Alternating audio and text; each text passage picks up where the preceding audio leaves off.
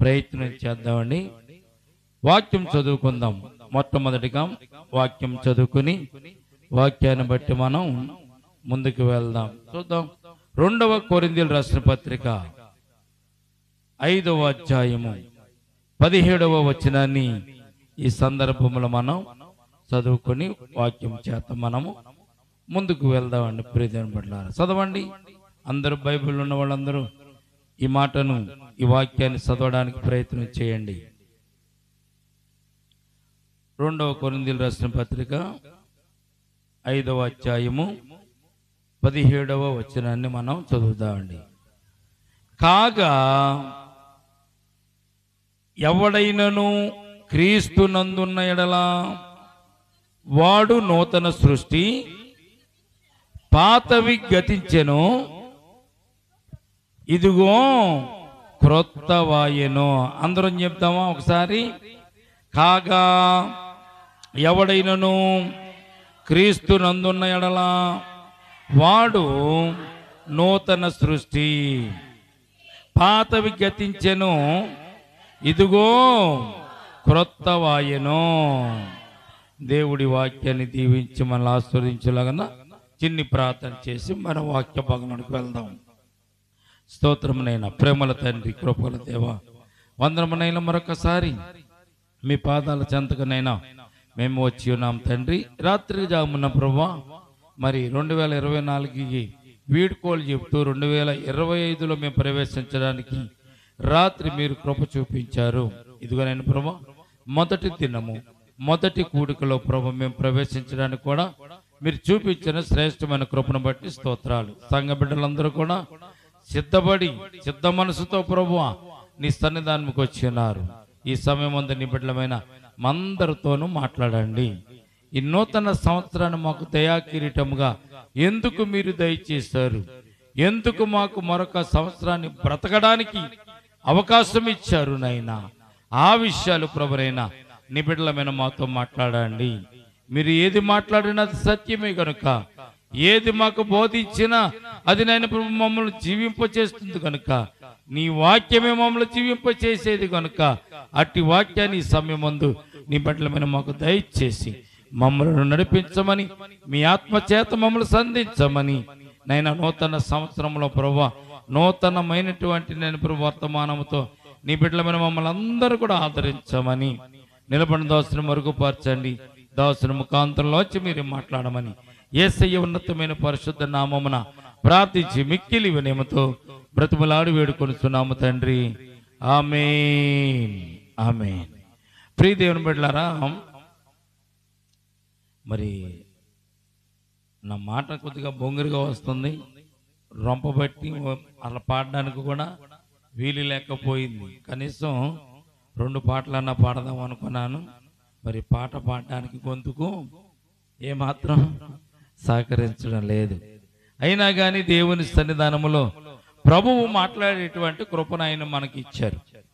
చదవమన్నటువంటి లేఖన భాగంలో ఉన్నటువంటి విషయాన్ని మనము అర్థం చేసుకోవడానికి ప్రయత్నం చేద్దాం. పరిశుద్ధాత్మ దేవుడు మనతో మాట్లాడులాగా సిద్ధ మనసు కలిగి మనము ముందుకు వెళ్దాం. కాగా ఎవడైనను క్రీస్తు నందున్న ఎడల వాడు నూతన సృష్టి. ఈ రోజున మనము ఏ తారీఖులో ఉన్నాము అని మనం గమనించినట్లయితే 1వ తారీఖు 1వ నెల 2025 సంవత్సరం. నిన్నటి దినానికి ఈ రోజు దినానికి తేడా ఏమొచ్చింది? మనకి తేడా ఏమొచ్చిందమ్మా? నిన్నటి దినము 2024వ సంవత్సరం, ఈరోజు 2025 సంవత్సరం. ఏంటి తేడా? తారీఖు మారింది, క్యాలెండర్ కూడా మనకు మారుతుంది.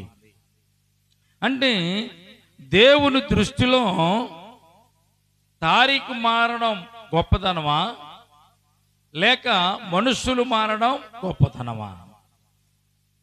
ఇన్ని సంవత్సరాలు బట్టి మన జీవితం నుంచి తారీఖు మారుతూ వెళ్తుంది, సంవత్సరాలు గడుస్తూ వెళ్తున్నాయి. అయినా కానీ మన జీవితంలో ఏమైనా మార్పు కలిగిందా? దేవుడు కోరుకునేది ఏంటంటే తేదీలో తారీఖులో మార్పు కాదు దేవుడు కోరుకునేది, మదిలో మార్పు కావాలని దేవుడు కోరుకుంటున్నాడని ప్రతి పరిశుద్ధ గ్రంథం మనకు తెలియచేయబడుతుంది.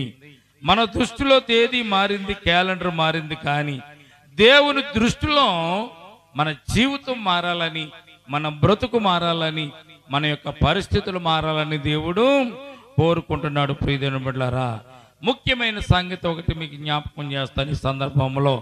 కాలము దేనినైతే తాకుతుందో, కాలము తాకినది ప్రతిదీ కూడా పాతబడిపోతుంది.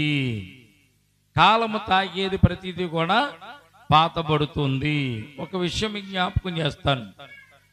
మీరు ఒకవేళ ఏదైనా వస్తువు కొనుక్కున్నారనుకోండి, వస్తువు కొన్నప్పుడు దాని మీద గ్యారంటీ కార్డు మీద తారీఖు వేస్తాడు. ఒక రోజు గడిచింది, 2 రోజులు గడిచింది, 3వ రోజులు గడిచింది, 1 సంవత్సరం గడిచేసరికి ఆ వస్తువు ఏమైపోతుందని చెప్పాలమ్మా. ఆ వస్తువు ఏమవుతుంది? వస్తువు పాతబడిపోతుంది. అంటే మీ వస్తువులు పాతబడతలేదమ్మా. బట్టలైనా 1 సంవత్సరం కట్టింది, 2వ సంవత్సరం కట్టడానికి పాతబడిపోతాయి. వస్తువులైనా పాతబడతా ఉంటాయి. వాడేది ప్రతిదీ కూడా పాతగిలుతూ ఉంటుంది. కానీ కాలము దేనిని తాకినది పాతబడుతుంది. దేవుడు వేటిని తాకినా అవి క్రొత్తగా మారుతున్నాయి. దేవునికి స్తోత్రం కలుగునుగాక. కాలము చేతిలో ఉంటే బాధపడతావు, దేవుని చేతుల్లో ఉంటే నీవు క్రొత్తదనము నీవు కలిగి ఉంటావని బైబిల్ గ్రంథం మనకు తెలియజేయబడుతుంది. ప్రియమైన బిడ్డలారా, కాలము తాకితే పాతదైపోయినట్టుగాని దేవుడు తాకితే నూతనముగా ప్రతిదీ కూడా జరుగుతుందని సత్యాన్ని పరిశుద్ధ గ్రంథం మనకు తెలియజేయబడుతుంది. మనిషి కొత్త వాటిని కోరుకుంటాడు. ఇది కొత్త సంవత్సరం కదా, పాత బట్టలు వేసుకురావాలని చాలా మంది కోరుకోరు, క్రొత్త ధనాన్నే కోరుకుంటాం. అమ్మా, చిన్నప్పుడు ఏదో పాత బట్టలు వేసుకునేవాళ్ళం, పాత వస్తువులు పెట్టుకునేవాళ్ళు, పాత చెప్పులు వేసుకుని మనం తిరిగేవారు. మరి ఉండే కొలదే పాత చెప్పులు తోడడానికి చాలా మందికి సిగ్గు ఉంటుంది. పాత వస్త్రాలు వేసుకుంటా కూడా చాలా మందికి మొహమాటంగా ఉంటుంది. ఎప్పుడు చూసినా పాత వేసుకుంటున్నామని అంటారేమోనని పాత పడిపోయినన్నిటిని మనం పక్కన పెట్టి నూతనమైన వాటిని మనము కోరుకుంటూ ఉంటాం. ప్రియమైన బిడ్డలారా, మనం ఎలాగైతే నూతనమైనవి కోరుకుని నూతనమైన వాటి కొరకు మనం ఎదురు చూస్తూ ఉంటామో, దేవుడు కూడా తన బిడ్డలు ప్రతి దినము కూడా నూతనముగా ఉండాలని దేవుడు కూడా కోరుకుంటున్నట్టుగా పరిశుద్ధ గ్రంథం మనకు తెలియజేయబడుతుంది. దేవునికి స్తోత్రాలు కలుగునుగాక. కనుక ప్రియమైన బిడ్డలారా, కాలము ఏ వస్తువుని తాకినా పాతబడుతున్నట్టే దేవుడు వేటిని తాకినవి నూతన పరచబడుతున్న సత్యాన్ని మొట్టమొదటిగా మనము జ్ఞాపకం చేసుకోవాలి. ఈరోజు బైబిల్ నుండి లేఖల నుంచి కొన్ని విషయాలు మనం జ్ఞాపకం చేసుకుంటే, ప్రియమైన బిడ్డలారా, దేవుడు అంటున్నాడు, దేవుడు క్రొత్త విషయాలను మనకు వాగ్దానం చేస్తున్నాడు. ఈ సంవత్సరంలో క్రొత్త విషయాలను వాగ్దానం చేస్తున్నాడు. అలాగే దేవుడు క్రొత్త విషయాలను మన కొరకు సిద్ధపరుస్తున్నాడు. నూతనమైనటువంటి సంగతులను, నూతనమైనటువంటి కార్యములను దేవుడు మన కొరకు సిద్ధపరుస్తున్నాడు. దేవుడు క్రొత్త వాటిని ఎలాగైతే కోరుకుంటున్నాడో మన జీవితంలో కూడా క్రొత్త వాటిని కోరుకుంటూ దేవుని యొక్క ఆశీస్సులు, ఆశీర్వాదాలు పొందుకోవాలని పరిశుద్ధ గ్రంథం మనకు తెలియచేయబడుతుంది. యెషయా గ్రంథము 43వ అధ్యాయము 19వ వచనాన్ని ఒకసారి ఈ సందర్భంలో చదువుదామండి. యెషయా గ్రంథము 43వ అధ్యాయము 19వ వచనం చదువుదాం.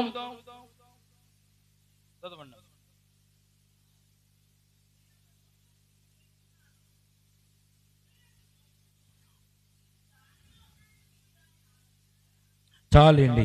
ఇదిగో నేనక నూతన క్రియ చేస్తున్నాను అంటున్నాడు దేవుడు.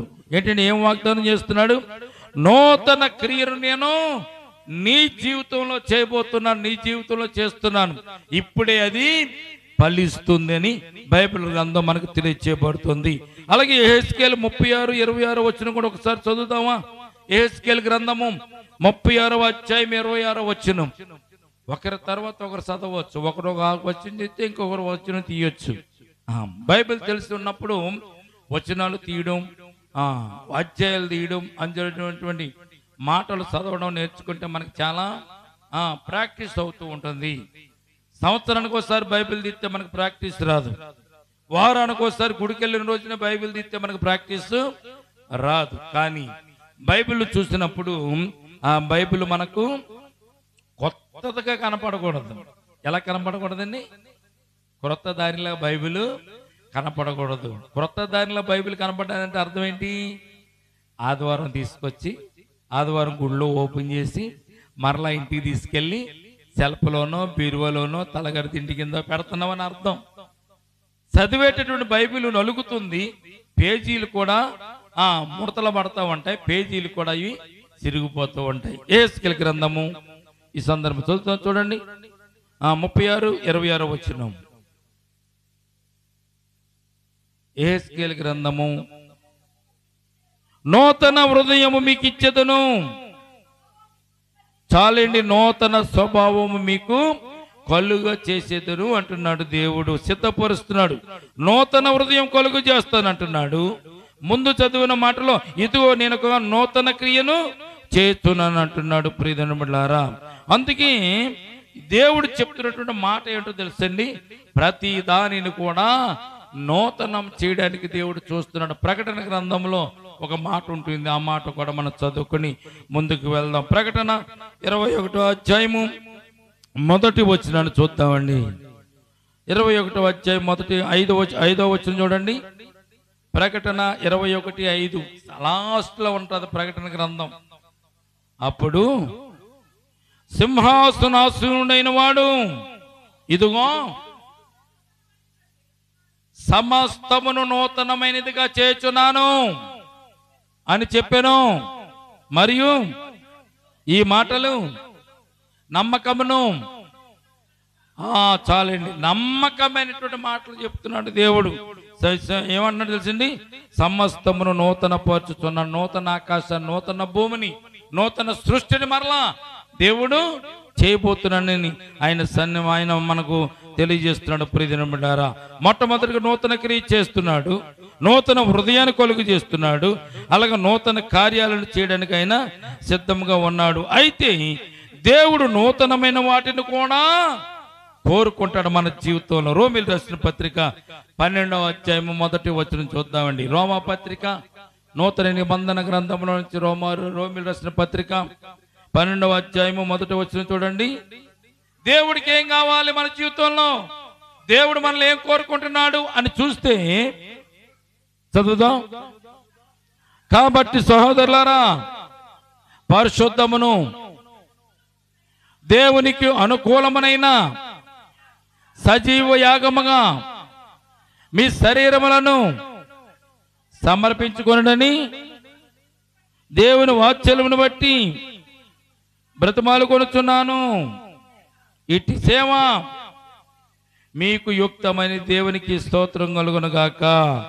పరిశుద్ధమైన మనస్సు, అలాగే దేవుని సన్నిధానములో నూతనమైన మనస్సు. మీరు మనస్సు మార్చుకుని నూతన పరచబడితే దేవుడు దాన్ని చూసి ఆనందించాలని పరిశుద్ధ గ్రంథంలో మనకు తెలియజేయబడుతున్నాడు. దేవుడు ఏం కోరుకుంటున్నాడండి? మన జీవితంలో నూతనత్వాన్ని కోరుకుంటున్నాడు, నూతన జీవితాన్ని కోరుకుంటున్నాడు. మనము నూతనంగా ఉండాలని ఆయన కోరుకుంటున్నాడు. అందుకే చూడండి, కాగా ఎవడైనను క్రీస్తు నందున్న ఎడల వాడు నూతన సృష్టి. దేవునికి స్తోత్రం కలుగును గాక. లోకంలో ఉంటే నూతన సృష్టి కాదండి, లోకంలో జీవిస్తే నూతన సృష్టి కాదండి, లోకులతో మీరు జీవిస్తే నూతన సృష్టి కాదు. దేవునితో జీవిస్తేనే నూతనమైనటువంటి జీవితం నువ్వు కలిగి ఉన్నట్టుగా నూతన సృష్టిగా పరిశుద్ధ గ్రంథం మనకి తెలియచేయబడుతుంది. ఎలాగ నూతన పరచబడాలి? మనం రక్షణ పొందినప్పుడు దేవుడు మనల్ని నూతన పరిచాడు. పాతవి గతించిపోని నూతనముగా మనము పరిశుద్ధపరచబడ్డాము.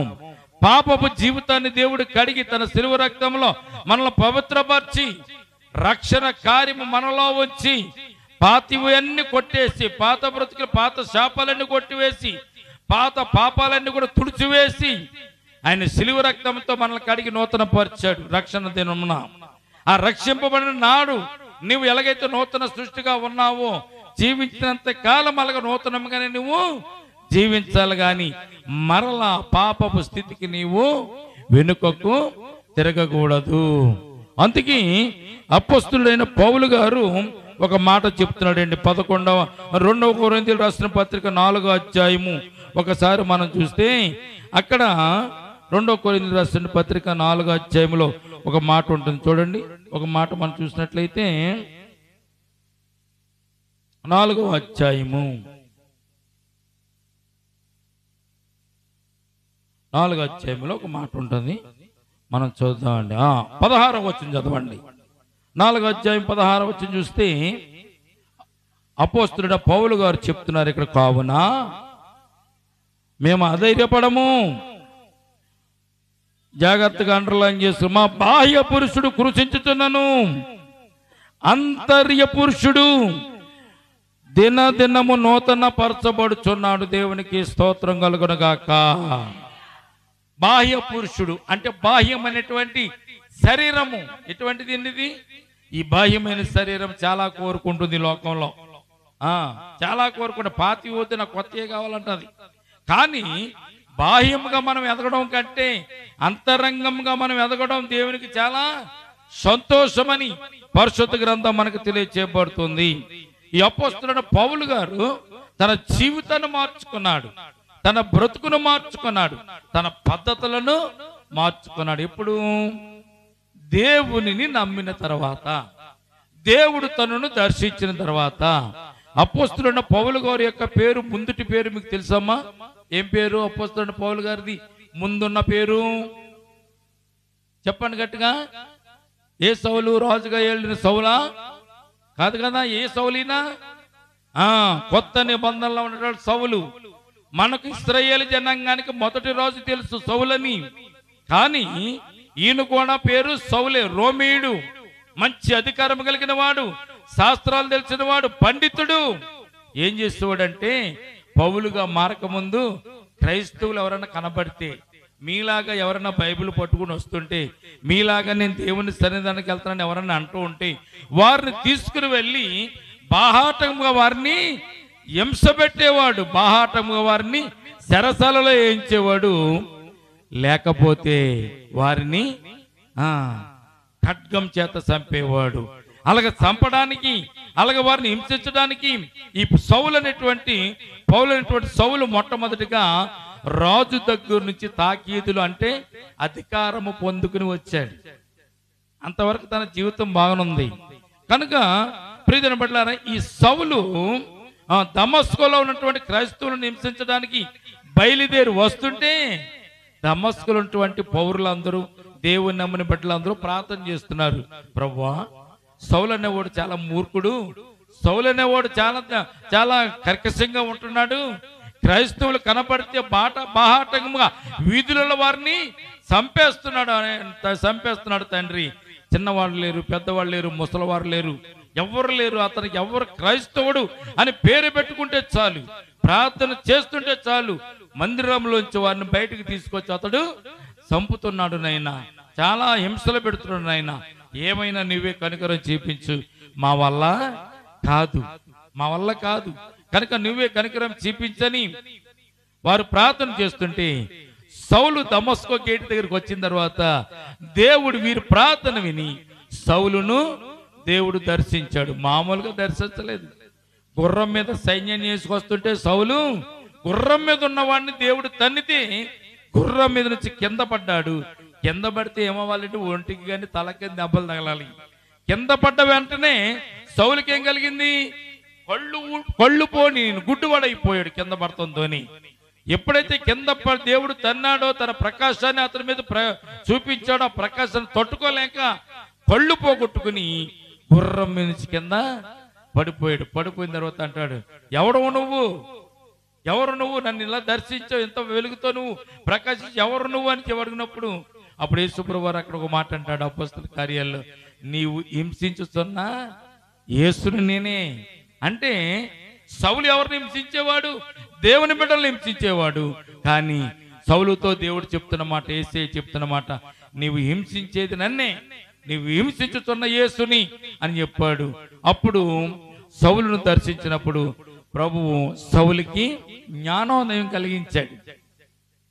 కలిగించిన తర్వాత అననీయ వచ్చి ప్రార్థన చేసిన తర్వాత ఆ గురుడుతనం పోయింది. గురుడుతనం పోయిన తర్వాత సౌలుకు అప్పుడు అర్థమైంది, నేను ఇంతవరకు ఎవరి బిడ్డలను దూషించాను, ఎవరి బిడ్డలు నేను హింసించాను, ఎవరిని నేను శిక్షించాను, దేవుని బిడ్డల్లా ఆయన నన్ను దర్శించాడు, ఆయన మహిమను నేను చూశాను అని చెప్పి ఆనాటి నుంచి సౌలు తన పేరు మార్చుకుని పౌలుగా, దేవుని బిడ్డగా లోకములో ఆయన సువార్తను ప్రకటిస్తున్నట్టుగా అపోస్తుల కార్యాల గ్రంథం అంతా మనం చూస్తాం. దేవునికి స్తోత్రం కలుగును గాక. సౌలు అనేటువంటి పౌలుగా మారిపోయాడు. ఎన్నిసార్లు మారాడు అలాగా? మరలా దేవునిలోకి వచ్చి మరలా వెనక్కి వెళ్ళిపోయి, మరలా దేవునిలోకి వచ్చి మరలా వెనక్కి వెళ్ళిపోయాడా? లేదు. దమస్కో గేటు దగ్గర ఎప్పుడైతే దేవుడు సౌలును దర్శించాడో, తన పేరు పౌలుగా దేవుడు మార్చాడో, అప్పటి నుంచి దేవుని వాక్యము ప్రకటించడానికి, దేవుని కొరకు చనిపోవడానికైనా సిద్ధముగా ఉండి తన మనసును మార్చుకుని చివరి వరకు, చనిపోయేంత వరకు కూడా దేవుని పరిచయం చేశాడు.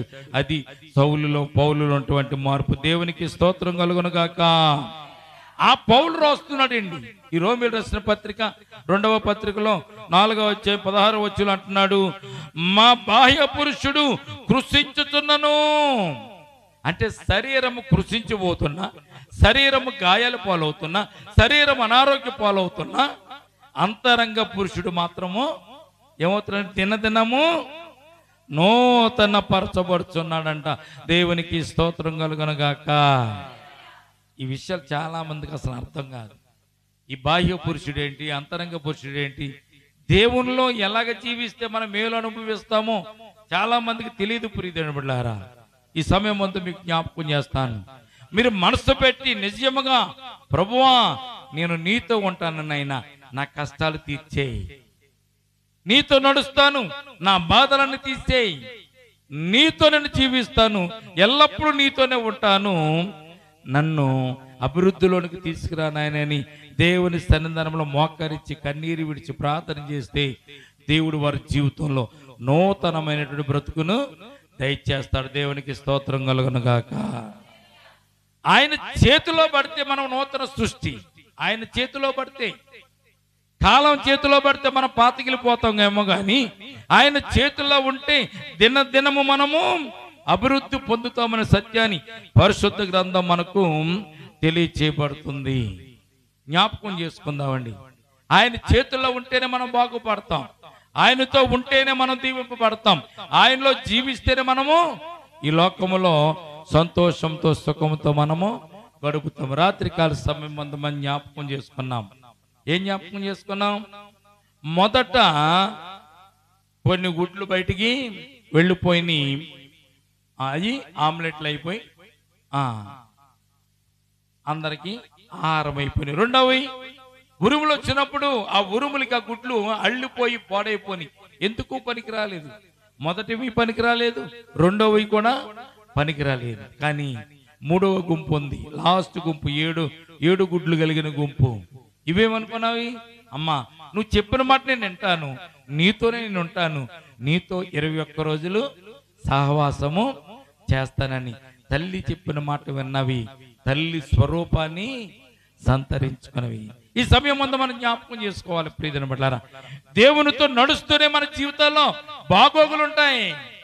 లోకంలో నువ్వు ఎంత కష్టపడ్డా, ఎంత సంపాదించినా ఎందులో వేసినట్టు అయిపోతుందంటే సిల్లు సంచలో వేసినట్టు అయిపోతుంది. లక్షలు సంపాదిస్తూ ఉంటాం, వేలు సంపాదిస్తూ ఉంటాం, ప్రతిరోజు కష్టపడతా ఉంటాం. వెనుకకు తిరిగి చూసుకుంటే మన జీవితంలో ఏముంటాయండి? అప్పులు ఉంటాయి. ఇంత కష్టపడ్డటువంటి నీకు అప్పులు ఎందుకు ఉంటున్నాయి? కష్టపడినోడికి అప్పులు ఏం లేవు, తినడానికి వాడికి తిండి ఉంది, కట్టుకోవడానికి వస్త్రాలు ఉన్నాయి. కానీ ఇంత కష్టపడినటువంటి నీకు వెనుకకు చూస్తే లక్షలు సంపాదిస్తున్న నీకు వెనుకకు చూస్తే అప్పులు ఎందుకు కలుగుతున్నాయి అంటే నువ్వు లోకములో ఉంటున్నావు, నువ్వు లోకములో తిరుగుతున్నావు. అదే ఈ సంవత్సరం, నూతన సంవత్సరంలో నువ్వు దేవునితో రావడానికి ప్రయత్నం చేయి. నువ్వేమి ఇల్లు వాకలు దేవునికి ఏమి రాసేవక్కర్లే, నీ బంగారం కానీ ఇంకోటి కానీ దేవునికి రాసేవక్కర్లే. కనీసం దేవుని మీద విశ్వాసం ఉంచి నమ్మిక ఉంచి నీవు ముందుకు వెళ్తుంటే దేవుడు నిన్ను ఏం చేస్తాడు తెలుసండి? చక్కని ఆశీర్వాదాలతో దేవుడు నిన్ను నడిపిస్తాడు. నీ మనసు బాగుంటే చాలు, నీ తలంపులు బాగుంటే చాలు. ప్రభువా నీవు నన్ను నడిపిస్తే నేను బాగుపడతాను అంటే చాలండి. దేవునికి ఏం అవసరంలే. బలులు కోరుకునేవాడైనా కాదు, మనస్సును కోరుకునేవాడు. నీ మనస్సు ఆయనకి ఇస్తే నీ మనస్సును ఆయన నూతన పరుస్తాడు. నువ్వు నూతన పరుచుకోవాలంటే ఆయన నీ వల్ల కాదు గనక ప్రియదనబడ్డారా. అందుకే అంతరంగ పురుషుడు కృషించుచున్నను, బాహ్య పురుషుడు దినదినము నూతన పరచబడుచున్నాడని అపోస్తలుడైన పౌలు గారు ఇక్కడ రాస్తున్నాడండి. దేవుని చేతిలో పడితే నీకు మేలు. దావీదుకు ఒకసారి దేవుడు కౌరు పంపించాడు. ఏమని కౌరు పంపించాడు? సమూయేలుతో, ఇదిగో నువ్వు చేసిన తప్పును బట్టి దేవుడు నిన్ను శిక్షించాలనుకుంటున్నాడు. ఏంటా శిక్ష? నీకు ఎంతమంది సైనికులు ఉన్నారు, ఎంతమంది సైన్యాధిపతులు ఉన్నారు నువ్వు లెక్కించావు. కొద్ది మంది ఉన్నా గొప్ప మంది ఉన్నా దేవుడు నీకు అనేక సార్లు యుద్ధంలో జయం కలిగించాడు కదా. కానీ ఇప్పుడైతే నీవు నీ జనాభా ఎంత ఉన్నారో లెక్కించుకోవడానికి నీవు అతిశయపడ్డావు కనుక దేవుడు చెప్తున్నాడు, అన్యుల చేత నువ్వు తరమబడతాం ఒక ఆలోచన, వ్యాధితో నువ్వు ఇబ్బంది పడతాం ఒక ఆలోచన, లేదంటే దేవుని సన్నిధానం నువ్వు శిక్షించబడడం ఒక ఆలోచన. మూడు ఆలోచనలు దావీదుకు పంపినప్పుడు దావీదు అంటాడు, నేను దేవుని చేతిలో పడడమే మంచిది. శత్రువు చేతిలో గాని, సున్నతి పొందిన వారి చేతిలో గాని, శత్రువు చేత చంపబడడం గాని నాకు అది అవమానము. నేను దేవుని చేతిలో పడడమే నాకు మేలు.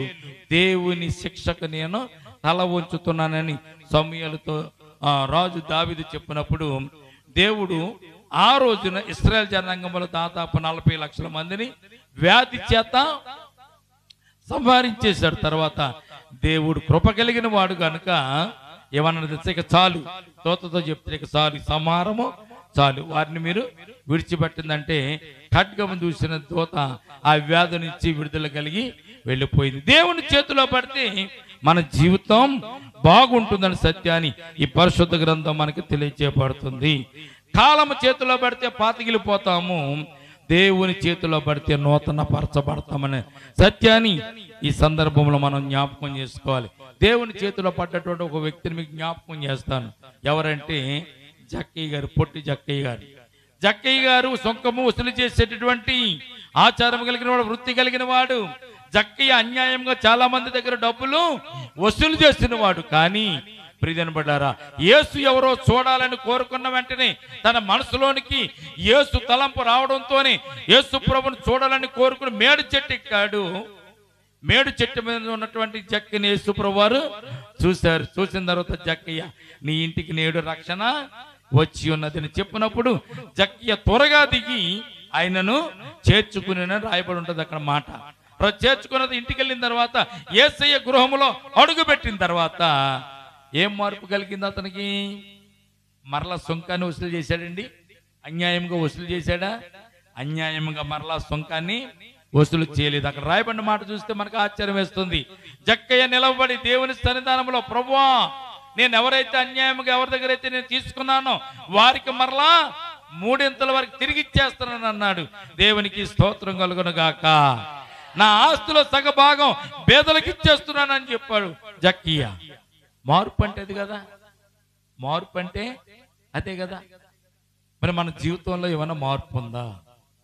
మన జీవితంలో ఏమైనా మార్పును మనము కలిగి ఉన్నామా? ప్రియదనబడ్లారా, ఈ రోజు మనము జ్ఞాపకం చేసుకోవాల్సిన విషయం ఇదే.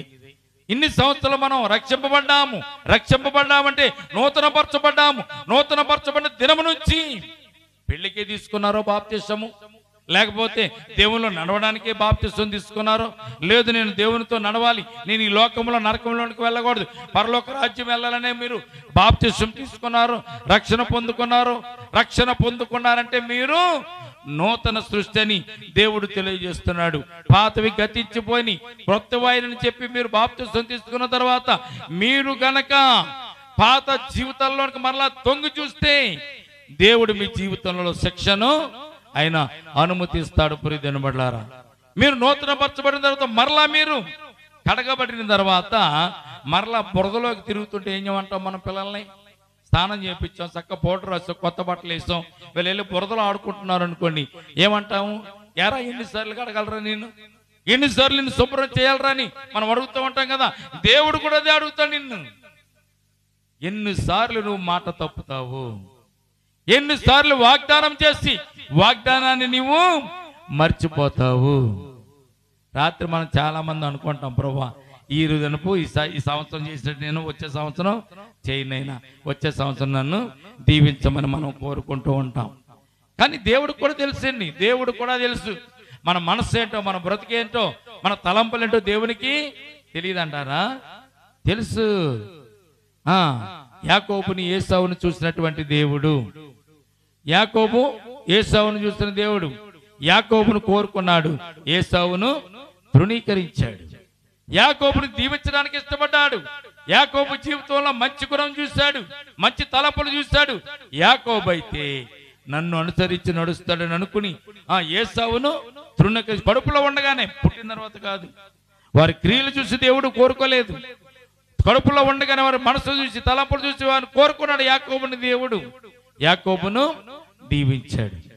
ఈ సందర్భంలో మీకు ఒక విషయం జ్ఞాపకం చేస్తాను, ఎందుకంటే మనం 2:00 ముగించుకోవాలి కనుక 10 నిమిషాల్లో మీకు ఒక వాక్యాన్ని మీకు ధ్యానం చేసి ఒక విషయాన్ని మీకు జ్ఞాపకం చేస్తాను. ఏమిటంటే, మనం చాలాసార్లు చూస్తూ ఉంటామండి, టీవీలో చూస్తూ ఉంటాము, అలాగే మనము యూట్యూబ్లో కూడా చూస్తూ ఉంటాం. ఏం చూస్తాం? పామును గురించి మనకు బాగా తెలుసు. పాము గురించి తెలుసమ్మా మీకు ఎవరికన్నా? అమ్మా, పాము గురించి తెలుసా? పాము కొంతకాలమైన తర్వాత తన శరీరంలో ఉన్నటువంటి కుబుసాన్ని విడిచిపెడుతుంది. సంవత్సరంలో దాదాపు 9 సార్లు తన శరీరంలో ఉన్నటువంటి కుబుసాన్ని విడిచిపెడుతూ ఉంటుంది. విడిచిపెట్టినప్పుడు అది ఎలాగ విడిచిపెడుతుంది?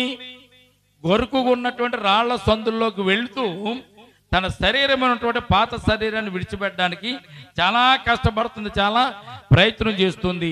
అది కుబుసాన్ని విడిచిపెట్టడానికి చాలా కఠినమైనటువంటి శ్రమ పడుతూ ఉంటుంది.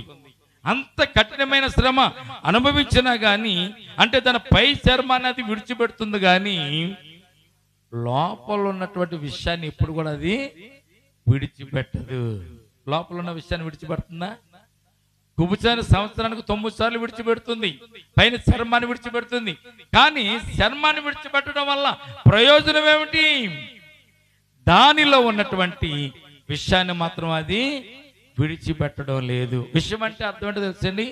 పాపపు స్వభావము.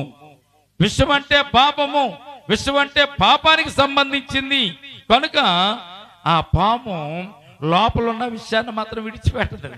దాని స్వభావం మార్చుకోదు.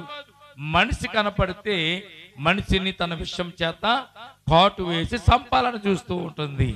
కానీ అదేం మార్చుకుంటుంది? సంవత్సరానికి 9 సార్లు శరీరాన్ని, కుబుసాన్ని విడిచిపెడుతుంది. ప్రియమైనవారా, మన జీవితంలో కూడా నూతన సంవత్సరానికి వచ్చామని మనం అనుకుంటున్నాం అంతే. నూతన వస్త్రాలు కట్టుకున్నంత మాత్రాన మనము నూతన పరచబడినట్టు కాదు. పాత వస్త్రాలు కట్టుకున్నంత మాత్రాన వారు పాత జీవితంలో ఉన్నట్టు కూడా కాదు. ఏం మారాలి దేవునికి? నీ జీవితంలో నీ మది మారాలి. సంవత్సరాలు మారడం, సంవత్సరాలు పాత పడిపోవడం అది సర్వసాధారణ జరిగేది. కానీ నీ మనసు మారి నూతన పరచబడితే అది దేవునికి చాలా ఇష్టమని బైబిల్ గ్రంథం మనకు తెలియజేయబడుతుంది. దేవునికి స్తోత్రం కలుగును గాక. ఎందుకు దేవుడు మనకి నూతన సంవత్సరాన్ని ఇచ్చాడు? హబక్కూకు గ్రంథంలో 3వ అధ్యాయము 2వ వచనంలో ఒక మాట ఉంటుంది, చదవండి. మీకు హబక్కూకు గ్రంథము 3వ అధ్యాయము 2వ వచనం.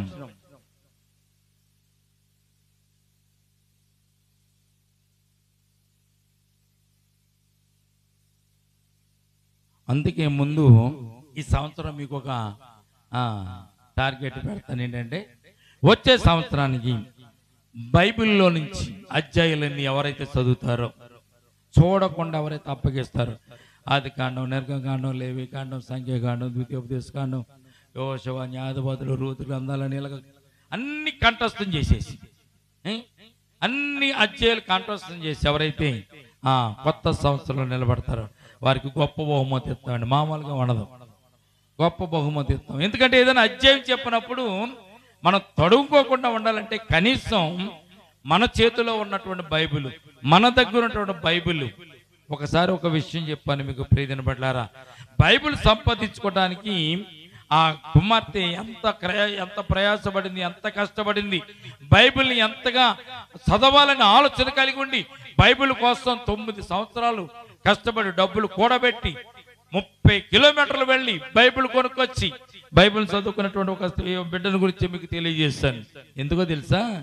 కనీసం బైబిల్ మీద మీకు అవగాహన వస్తుందేమోనని. హబక్కూకు గ్రంథం 3వ అధ్యాయము 2వ వచనం చూడండి. యెహోవా నిన్ను గూర్చిన వార్త విని భయపడుచున్నాను.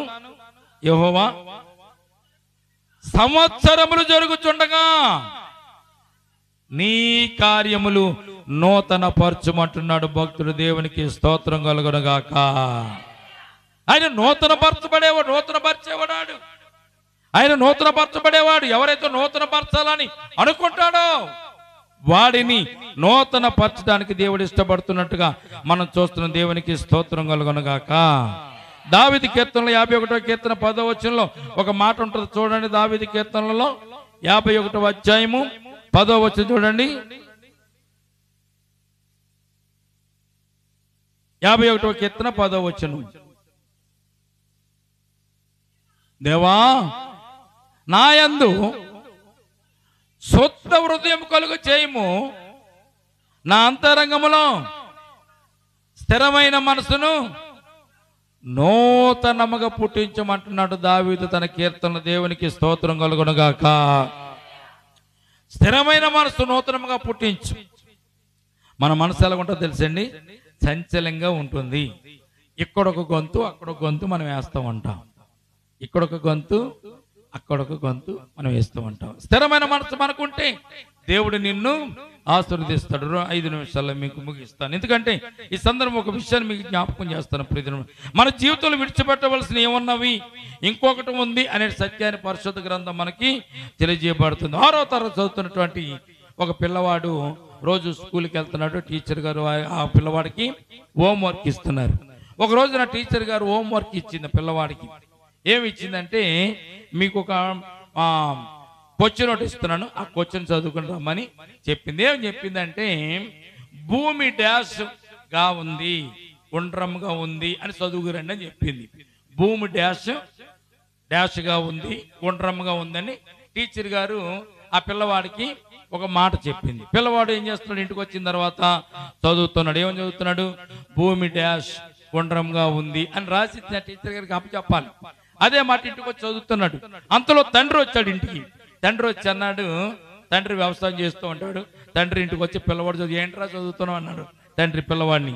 ఏం లేదు డాడీ, భూమి డాష్ గుండ్రంగా ఉండును అని మా టీచర్ గారు చెప్పారు, రేపు అప్పచెప్పాలి కదా, దాన్ని ప్రాక్టీస్ చేస్తున్నాను అన్నాడు. తండ్రి ఏం చేస్తాడు? వ్యవసాయం చేసేవాడు.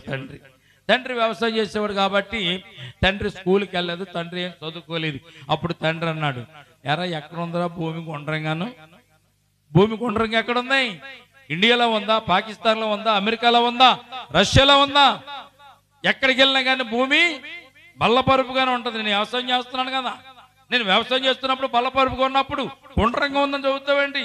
నువ్వు అలా చదవకు. ఏమని చదువు? బల్లపరుపుగా ఉందని చదువు. భూమి డాష్ బల్లపరుపుగా ఉంది అని చదవమన్నాడు తండ్రి.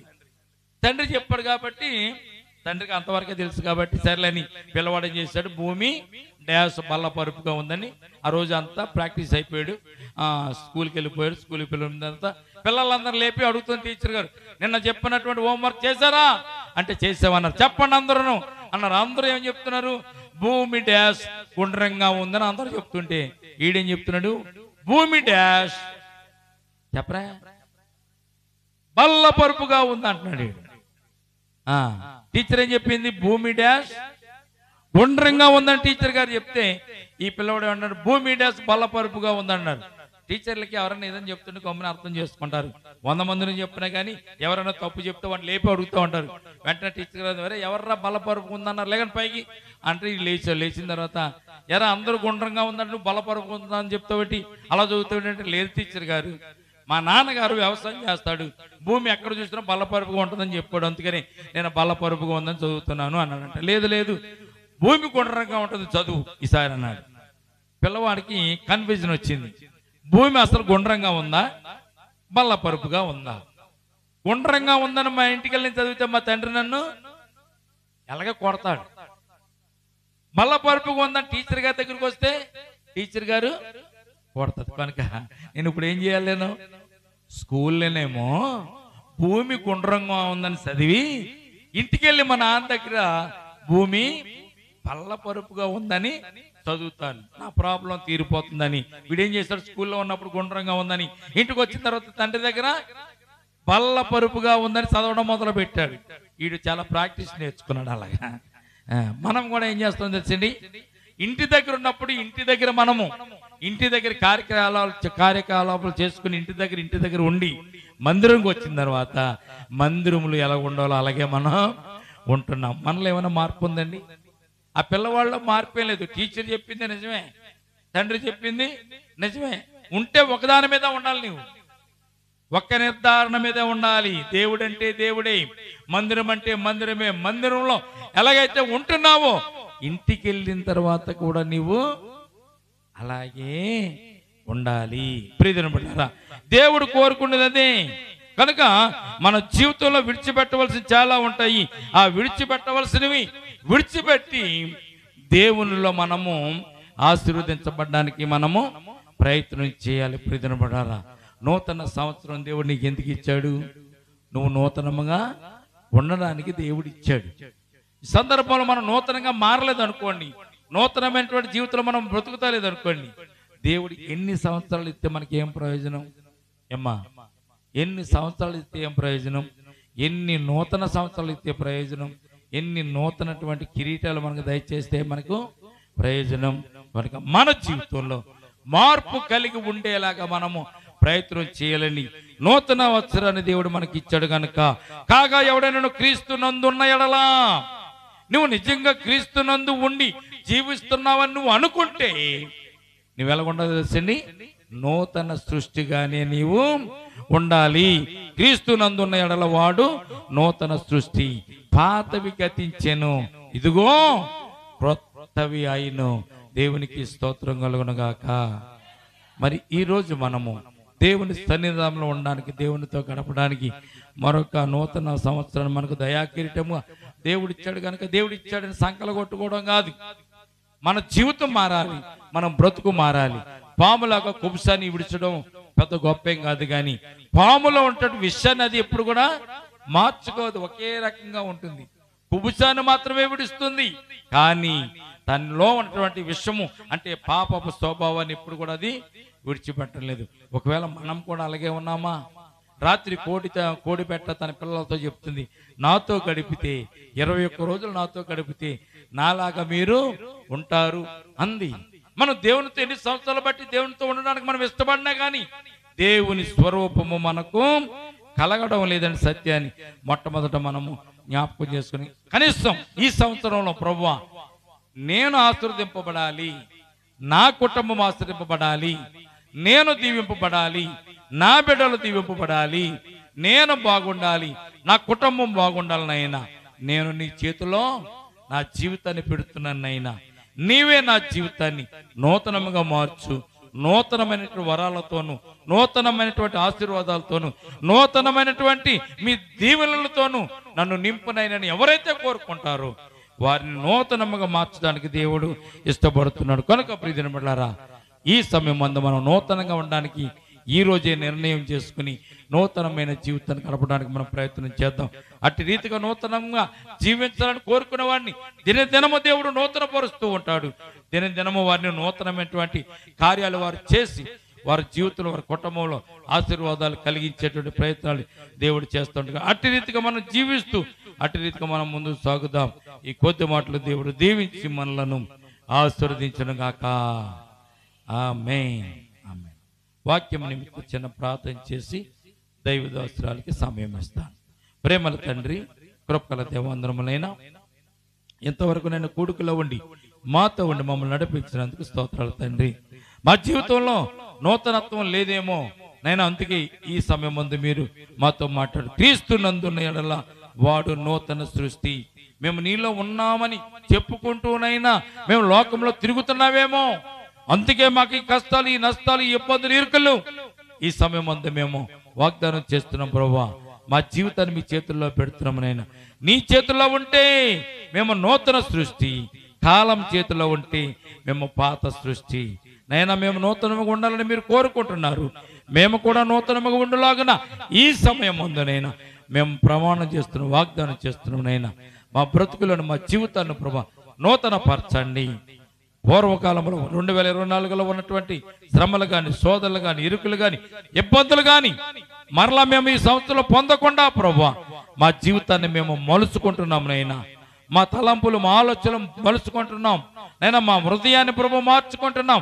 మా హృదయంలో మీరే ఉండండి, మీరే నివసించండి, మీరేనైనా ప్రభువా మా జీవితాన్ని నడిపించండి అని ఎవరైతే ఈ సమయం ముందు కోరుకుంటున్నారు తండ్రి, వారి జీవితంలో మీరు ఉండండి, వారిని మీరు నడిపించండి, వారిని నూతనమైనటువంటి ఆశీర్వాదాలు వారికి దయచేయండి. మా ముందున్నటువంటి కార్యక్రమాన్ని మీ చేతులకు అప్పగించుకుంటూ చేసిన ప్రార్థన పాదశాన్ని చేర్చుకోమని, చెప్పబడిన వాక్యాన్ని కూడా దీవించి ఆశీర్వదించమని యేసయ్య ఉన్నతమైన పరిశుద్ధ నామమును ప్రార్థించి మిక్కిలి వినయముతో బ్రతిమలాడి వేడుకుంటున్నాము తండ్రి. ఆమేన్, ఆమేన్.